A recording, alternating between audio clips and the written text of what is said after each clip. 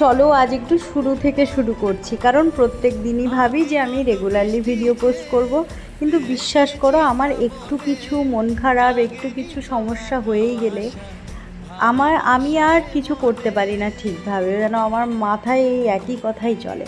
অনেক কিছু ups and downs যখন যায় তখন আর মানে মানে ইচ্ছে থাকলেও কিছু করতে পারি না। তো যাই হোক, শুরু থেকে শুরু করা যাক। তো আজকে দেখতেই পাচ্ছ পরপর আমার বাড়িতে গেস্ট কেমন আসছে। বলরাম, সুভদ্রা, জগন্নাথ আগেই চলে এসছে। না, জগন্নাথ একটু পরে আসবে। এই যে দেখছো, একটু মাসি মেশো আসলো, আমার হাজব্যান্ডের মাসি মেশো।